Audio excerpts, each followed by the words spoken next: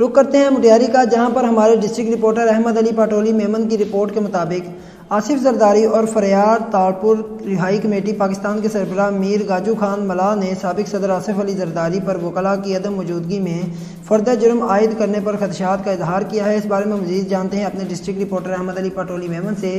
جی احمد علی، کیا تفصیلات ہیں آپ کے پاس؟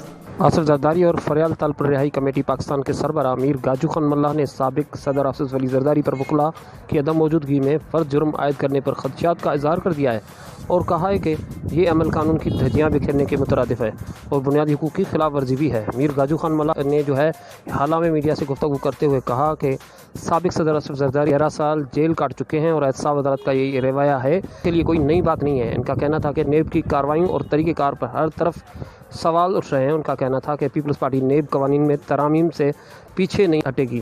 ان کا کہنا تھا کہ آصف علی زرداری ماضی کی طرح بے بنیاد مقدمہ میں عدلیہ سے سرخرو ہو گئے ہیں اور ابھی بھی ہوں گے۔ ان کا کہنا تھا کہ پیپلز پارٹی کے خلاف نیب کے یک طرفہ احتساب پر عالمی اداروں نے سوالات اٹھائے ہیں۔ میر گاجو خان ملا کا کہنا تھا کہ چیئرمین پیپلز پارٹی بلاول بھٹو حکمرانوں کو جھوٹے وعدے یاد دلاتے ہیں تو نیب اگر حرکت میں آ جاتی ہے۔ ان کا کہنا تھا کہ آصف علی زرداری کو دباؤ میں لانے کی حربے اور ہتھ کنڈے پہلے بھی کامیاب نہیں ہوئے اور ابھی نہیں ہوں گے۔ ان کا کہنا تھا کہ آٹا، چینی، ڈالر، پیٹرول، بلینڈری اسکینڈلز میں ملوث نیب کی آنکھوں سے اوجھل کیوں ہے؟ میر گاجو خان کا سوال ہے۔